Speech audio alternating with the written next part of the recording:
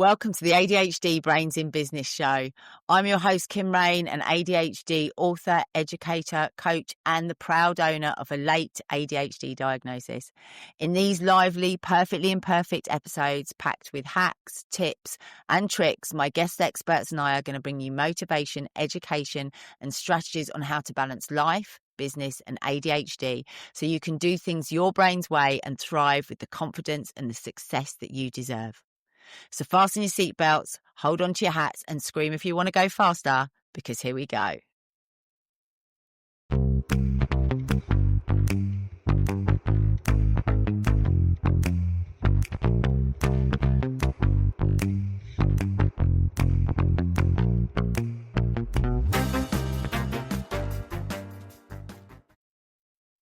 Hello, my lovelies, and welcome back. So today I want to share with you my 4 C's that every ADHD in business needs to keep themselves on track with their business, to keep them profitable, to make them feel successful, but to also make business fun and make business sustainable. So where are you in your business right now? How does business feel to you right now? Is it chaotic, or are you coasting? Are you just hanging in there? Or are you cooking with gas? Are you like in one of those growth sprint times where everything feels really good and you go in and you go in and you go in? And if you've got your ADHD managed, maybe you can keep going. If you don't have your ADHD managed, then they're kind of the times when you're going, and then suddenly, well, the way I describe it is like, when you're going, and you're like, I've got it, like a child riding their bike. And you're riding your bike and you've got the stabilizers off, and and then you suddenly realize that you're riding a bike without the stabilizers off, and you look down and the next thing you know, the child falls over. Where are you right now in your business? Because today I want to give you the 4 kind of foundational pillars that you can think of as like the bare bones. Think of these like a toolkit. And you might already have 1 or 2 of these pillars quite strong in your business. Some might feel a bit wobbly. Some might feel missing. No judgment, no shame. We are where we are. Everything's good. These things shall pass, and everything is changeable. Everything can change from this moment. This is what this podcast is all about. It's what I'm here for. I want you to better understand your ADHD. And basically, I think with these 4 C's, what we're really talking about is stripping business back to its simplest form. It can become so confusing. There's so much information out there. There's so many opinions out there. Everybody's got their view on how you should do stuff. Everyone's got what works for them.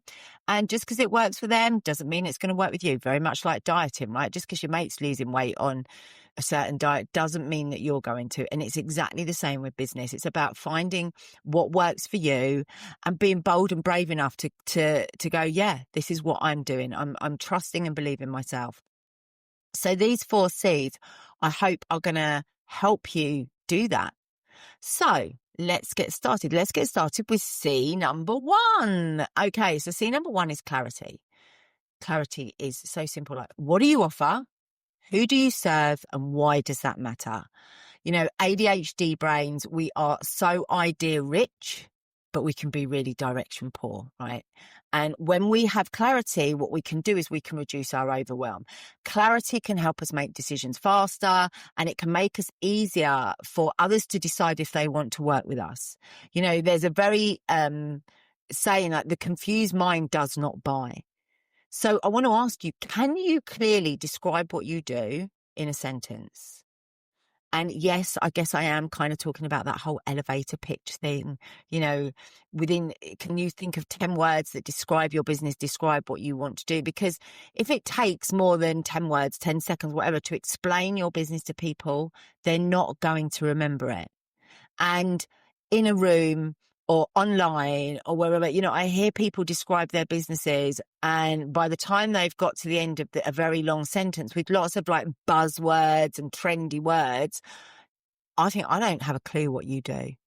So, can you explain what you do to a 5-year-old? Simplicity is not, actually, the simpler we make things, the more intelligent we come across. I think it was Einstein says, you don't really understand something unless you can explain it to a 5-year-old. Simplicity is not about dumbing down. It's about sharpening up. So how can you describe your business so that people remember it, so that people know what you do straight away? And what language are you using? Use really simple language. Like, people use all these buzzwords and fancy words that actually, are they telling your audience? Are they telling the people you're speaking to exactly what it is that you do and exactly what it is that you offer? So I want you to think about how you can make your business fit into about 10 words and keep it super simple. Make sure that people can really understand what you offer, who you serve, and why it matters to those people. Because when you can do that, then your audience and the people that you are talking to are going to remember you. They're going to remember what you do. And that's going to make it easier for them to buy for you. And I know that there's a big, thing in the business world about niching. Niching and choosing your niche with ADHD is a nightmare, because most of us with ADHD do lots of different things. And we have lots of different things to offer. I know that as a coach, my offerings have changed over the years. They kind of have layered up. I started working as a personal trainer many, many years ago. So that was kind of around exercise and diet. And then from there, we went more into stress and hormones and understanding sleep and then mindset. And it's kind of layered up as we went along. All of which came from me trying to work out what the hell was wrong with me, if I'm completely honest. And I see very many ADHDers in business doing the same sort of thing. Maybe they saw a gap where their clients wanted something. But actually, if you are one of the lucky ones who have kind of kept, for me, it's all been around the same sort of thing. So I can talk to you about hormones. I can talk to you about menopause. I can talk to you about sleep. I can talk to you about your mindset and neuroscience, talk to you about weight loss, talk to you about exercise. And if I try and niche down, I find it really confusing. But actually, I know who I'm talking to. So who I'm talking to, I can talk to that person about all these different things at various times, but I'm very, very clear on who I'm talking to. So if niching for you is oh my gosh, what is my messaging? What can those 10 words? And you can't think about what you offer succinctly because there are so many ways that you can help this particular person. Think about who you're talking to first. And then think about what their biggest problem is and how you can solve that biggest problem. And that should help you be more consistent and have more. Oh, I've just given away one of the other C's. Oh, spoiler alert about what you do. So number 1 is clarity. What do you offer? Who do you serve? And why does that matter to them? Number 2 is consistency. See number 2. So consistency is about doing the right things often enough to get known and to be trusted for it and to be able to get results for it. Consistency doesn't necessarily mean daily, but it means that you are doing repeatable, predictable, sustainable actions. And for ADHD, that can be difficult. To be consistent, to do the same thing on repeat, that's how we make money. That's how we get known. And what I see so often is that lack of consistency. Ideas come along, ideas for products, ideas for programs, what you're going to be, who you're going to be, how you're going to have your messaging. And then something comes to maybe knock your confidence, or another idea comes along, or you see someone else doing it and suddenly, I'm going to do something else today, or I'm going to offer something else today. And that's how we end up with unfinished, oh my God, oodles and oodles, unfinished books, unfinished programs, unfinished courses, unfinished study, unfinished sentences, unfinished emails. That's how we end up with all this unfinished stuff. So I want you to think about staying consistent. What you are going to do repeatably, predictably, and sustainably. Now with ADHD, what that means is having external scaffolding, because if we are relying on motivation, then we're already off to a bad start. We need habits and we need systems, because if we're waiting for a motivation to turn up, then on the days that it does, which, let's be honest, I don't know about you, but if I honestly think about the days when in my internal motivation is what gets me there, it's very rarely. actually. I need the external motivation. I need that external systems and things to push me along. So we need to create systems that help us act even when the motivation is missing. That is the secret. That's the secret to thriving in business with ADHD. So what right now is the one thing that you keep meaning to do, but you're not doing it? Why are you not doing it? What are the 3 activities that actually move the needle most in your business? And are they in your calendar each week? And what can you do to put that external scaffolding in? What can you do to make sure that they become non-negotiables, that they become habits rather than just, oh, I must do this and I must do that? So some of the stuff that, I suggest you do is, for example, one of the things that I always do is I have kind of theme days in my week. So Tuesday at the moment is podcast day. So guess what day it is today while I'm recording this? You got it. It's a Tuesday. Thursdays tend to be kind of like the day when I work on my, the NTA, the Neurodiversity Training Academy, where I work on whatever programs we're offering, whatever needs to move forward in that business. Fridays tends to be coaching. Wednesdays tends to be a team day. It's the day that we have our big team meeting, and it's the day that, I'm there to kind of answer all their stuff, and we get a lot of stuff done. And for me, that means that what I'm not doing is switching between tasks, because with ADHD, where we struggle is on transition. Transitioning between tasks is a nightmare for us. Starting something new is a nightmare for us. We struggle with it. Doesn't mean we can't do it, but it means that we can find it really difficult to start new tasks. So actually, if we have all the same stuff going on, and to make it even better still, then batching tasks. So today I will record a couple of podcasts. I won't just do one. When I do my admin, I will do kind of any sort of admin. If I'm doing account stuff, I'll do all that. If I'm recording anything, if I'm doing reels, my social media and filming reels is something I find really, really difficult. I know that how hard can it be? It's like, what is a reel these days? 90 seconds, 30 seconds. Go on, Kim, just put the phone in front of you and talk for 30 seconds. How hard could it be? You waffle on, gabble on all day. I find it really difficult. It's just something so when I do it in batches. And usually I do it with my next tip, which is body doubling. I either have somebody there recording them for me or with me, and not necessarily even telling me what to do, but just someone there to kind of make me do it. Or I use the body doubling sessions that I do with my clients in in our ABC membership, because I know I've got a start and a finish time. Like, for example, on a Wednesday afternoon, we start at 1, we finish at 3. So if I put that time aside on a Wednesday, it'd be teamwork, then I know that I will get the kind of boring stuff done that I need to do. Because usually with teamwork, for me, it's quite reactive. They're asking me to do stuff. So I know that I've got that start and finish, and that really, really helps me. Any kind of automation you can do, any kind of scripting can really help as well. Have like templates for stuff. One of the big things that I see people not being consistent in is following up on sales calls, after discovery calls. So you have your discovery call. What you need to do is instantly send out a follow-up. But actually, if you've got to think about that follow-up and you've got to write that email and you've got to do that thing, the chances are that you're not going to do it. So have a template, have something ready to go. Don't rely on motivation, because motivation in us, our motivational machinery is pretty weak. It's pretty faulty. So don't rely on it. Put the systems in place and make sure that you're thinking about what the 3 main things in your business are that really move the needle forward. And those are the things that C number 2 that consistently you want to be doing. Okay. C number 3. So C number 3 is capacity. And when I talk about capacity, I'm talking about your energy.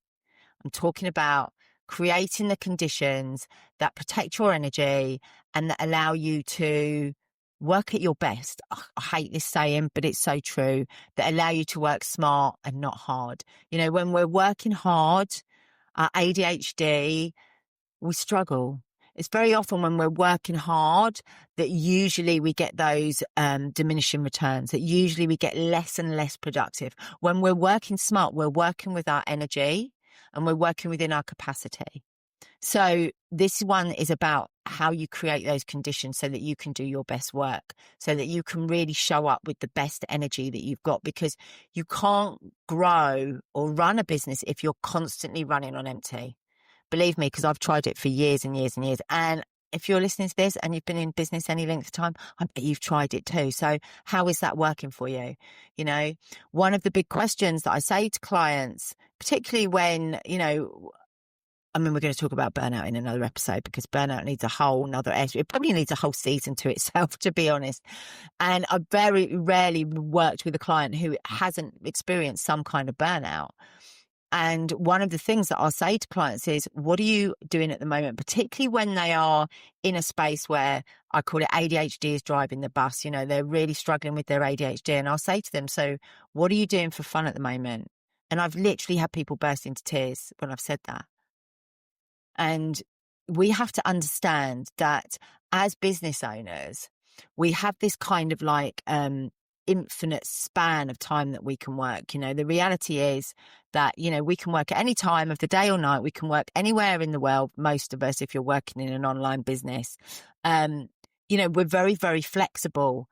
And that is a blessing and a curse, right? Because actually what can happen is very often we can find ourselves filling our entire day from morning till night with work, even if that work isn't always productive. And I hold my hands up. How often do you sit in front of your screen, double screening maybe, and knowing that you're not really being productive? So you're not actually doing anything. Well, you're not switching off, because maybe you're doing a little graphic on Canva, or you're trying to answer an email that really would take you 2 minutes if you weren't doing it. If you were doing it sat at a desk or focused, but you're trying to do it, it's late at night and you thought, oh God, I meant to send that email. And instead of that email taking you 2 or 3 minutes, because you put kind of a timer on it, you know, you make it takes like an hour and a half. Maybe that's just me, but if I'm sitting in front of some TV or whatever and I try and do that, it doesn't work. Fun and rest and relaxation is absolutely crucial for running a successful business and for being productive. And we have to get our heads out of this idea that being switched on all the time and working all the time is somehow better for our business, is going to make it productive. I know it can be really hard to hear, particularly if you are at a space where, you know, you're just starting your business, or you're just building your business, or you're, you know, at one of those points where you're trying to make an impact. You're trying to, you know, get those first few clients, or maybe you've got those first few clients and you're trying to scale up wherever you're at. And, you know, you get someone like me telling you to slow down, to take some time out and to have fun. But I promise you, from somebody who's been there, done it, got the t-shirt, it's only by doing those things I now understand that fun fuels our brain. That's what creates our dopamine, and dopamine is what gives us motivation. I nearly said meditation then. Dopamine is what gives us the motivation to do the stuff, particularly the stuff we don't want to do. And you are never going to be able to build a business unless you get your head around the fact that you are going to have to do things you don't want to do. But we can do hard things, right? But we tell ourselves, you know, or we don't tell ourselves. Maybe we don't even think about it long enough. We just think, ugh, I'm not doing that. And the brain's like, yeah, no, come on, let's watch another Netflix. Let's stick on Netflix. Let's watch another whatever you're watching at the time. So it's really being honest and thinking, what is our capacity? What do we have the energy? When do we have the energy? And how do we protect our energy? You know, do you know your mental bandwidth? What boundaries have you got around your times of working? I know, and I think you're the same. With ADHD, I know I'm a really good sprinter. There are times when I can work like a bloody Trojan and I can really pull it out the bag. And it has enabled me to achieve things, some pretty outstanding things at times. But the old me used to think I could do that 24/7. And because I'd got used to doing it, when I couldn't do it, I felt like I was sort of failing and what would happen is obviously you're going and going, you start to get diminishing returns, you start to be less productive, you start to have less energy for the times in your business when you really need to show up. The times when you need to be a leader, or the times when you need to sell, or the times you need to go on social media. I'm going to tell you a secret here now. Don't tell anyone. I remember a good few years ago, I was doing the whole launch sequence, and I was gone through the launch, and I'd done I think I'd done a challenge, and we were going to a masterclass, and it got to doing the masterclass, and I can remember, no word of a lie, sat in front of my computer on the verge of tears, watching people coming on the masterclass, and I didn't show up. And then I sent the email out saying, oh my gosh, I'm really sorry, we had technical difficulties. Like, wow, that's pretty naughty, Kimberly. Have you ever done anything like that? Or maybe it's just me, and the point was, I had pushed and pushed and pushed so hard that at that crucial moment, I've run out of capacity. I didn't have anything else to give. And for whatever reason, I couldn't overcome the ADHD part of my brain that was like, for God's sake, and it's not even ADHD, it's just human capacity. It's like, Kim, stop. Chill the F out. Go and spend some time with your family. Go and spend some time with the kids. I didn't have the motivation and the energy to overcome that and go, no, you just need to do this masterclass and then you can go down and do that. Needless to say, that launch didn't go very well. But I learned a big lesson. It was one of the many lessons I learned on the way, that you can't outrun this stuff, and understanding your capacity and having boundaries around that most of the time you reinforce and you stick to. And every now and then when you need to sprint, it's okay because you've got some gas in the tank. So if I need to sprint nowadays, I absolutely know that I can do that for a very short period of time. And that if I do it, I need a buffer, certainly the other side, because sometimes you just suddenly have to sprint. You don't know you're going to have to sprint. You might think you've got a quiet week coming up and suddenly something goes, into action and you have to kick into action. But I'm always very aware now. Okay, so now I need some rest time. Now I need some time out. What can wait? And I look around and think, what can wait here? So understanding your capacity, understanding the amount of energy you have and what your mental bandwagon is. And in order to do this, think about what are your drains and what are your gains? What gives you energy in your business? So I know for me, teaching, doing stuff like this, people facing, anything that is with my clients, I get energy from that. Whether or not sometimes I might go into it thinking oh, I'm knackered or whatever.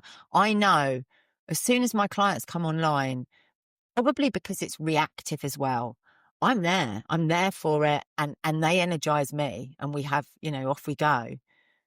But what are your drains? So, actually, I know that the client-facing stuff and the coaching, I can pretty much do that at any time of day because my energy comes from doing it.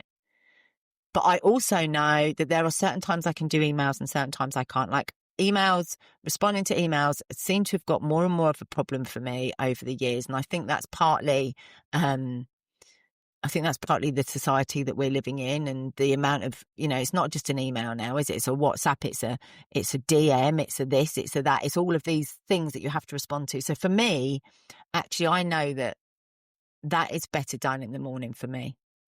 Or I have to put half an hour aside and I have to put a timer on and I have to be like, right, you just need to get those things done. So what is draining you in your business? What drains you, and how can you adjust your days or your weeks accordingly? Not all hours in our businesses are created equal. So you need to pay attention to when you naturally have the energy to do the hard stuff and plan around that. If I've got something really hard to do, I will get up and it will be the first thing I do in the morning. I will get it out the way because I know that as the day goes on, my capacity and my energy will drain and wane. So think about as well, where are the attention leaks in your business? I'm talking about the notifications, the rings, the pings, the dings, all the distractions. The switch in between tasks for me and for most ADHDers, because we struggle with that, that is a real drain. How often do you think, oh, okay, well, maybe you've got 2 or 3 clients that day. So let's say that's 2 or 3 hours of work. And in between that, you've got like half an hour's here and there. My guess is that those half an hours are not very productive. Now, I now know that those half hours aren't very productive, so I don't try and make them productive. I try and have those as downtime. And that's why I tend to do my coaching on one day, and I take the time in between. And usually, yes, sometimes I scroll, but what I scroll on social media nowadays, I follow a lot of comedians. I do stuff that is a bit of fun, is a bit of light relief. I might do like a quick 1 or 2 things, but I don't rely too much that I'm going to have the motivation on that half an hour. What outside support can you get? Where can you get? Do you need a VA? Do you need cleaner? Like having a cleaner. I can't believe how many people run really successful businesses and don't have a cleaner because they don't see it as a business expense. And yet they will come on and they will go like, oh my God, my house is a mess and it's driving me mad.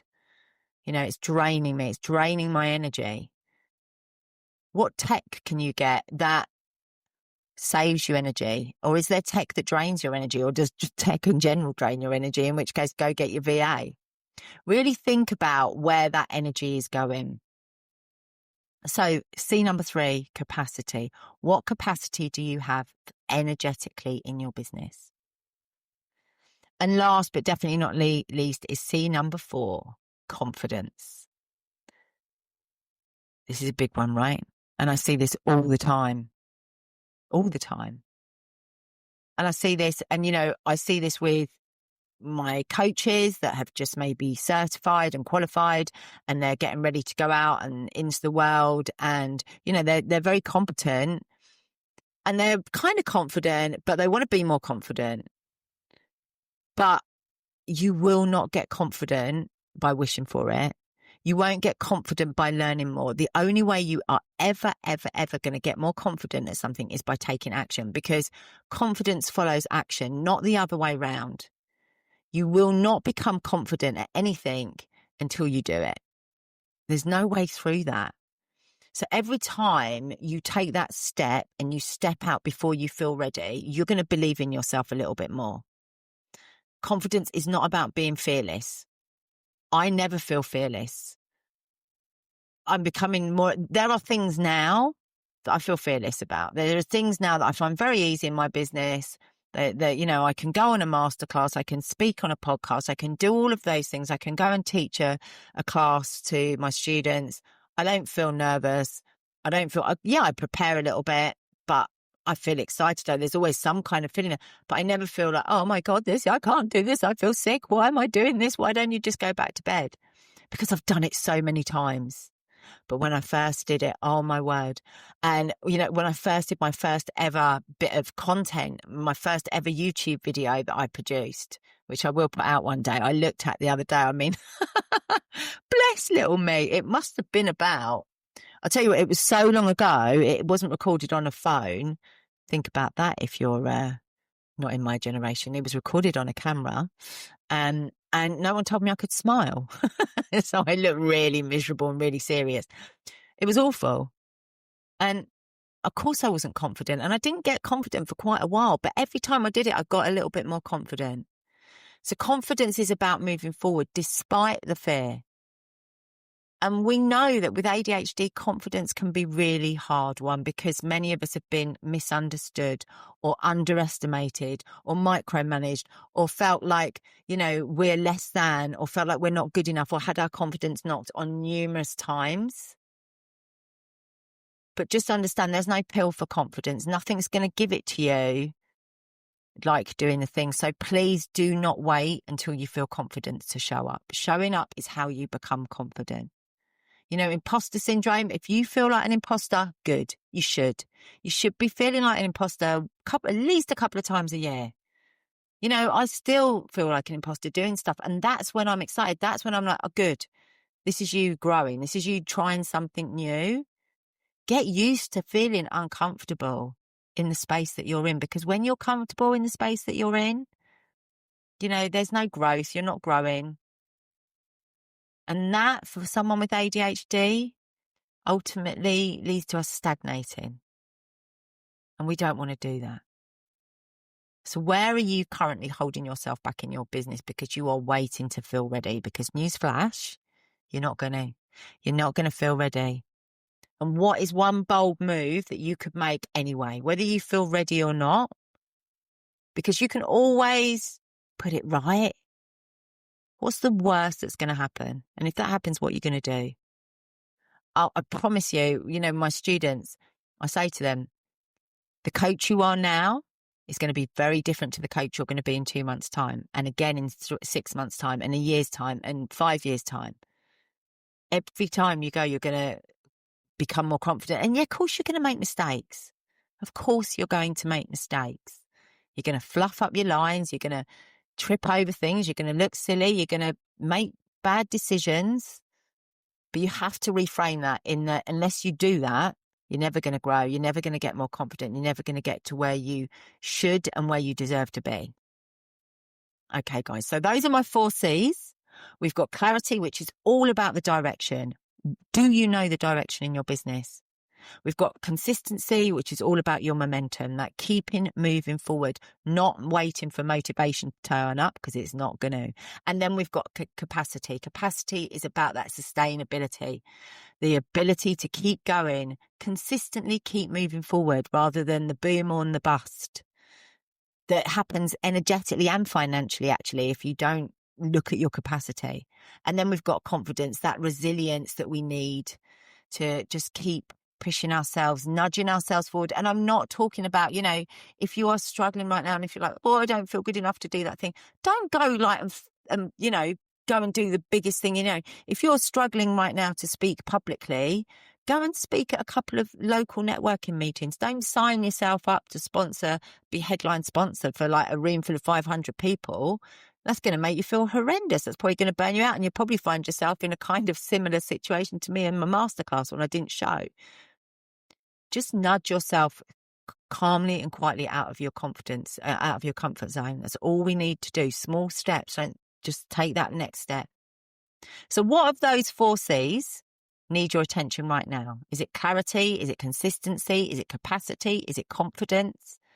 Is it all of them? If it's all of them, then I want you to just pick one. Maybe it's like this week, I'm going to focus on my capacity, and I'm actually going to say no to some of the things that I usually say yes to. And maybe I'm going to look at getting myself a VA or a cleaner or something. You don't need to pick everything at once. In fact, I don't want you to. Take one pillar, one step at a time, because that's how ADHD businesses are built. One aligned, imperfect action at a time. Peace out, guys. See you on the next episode.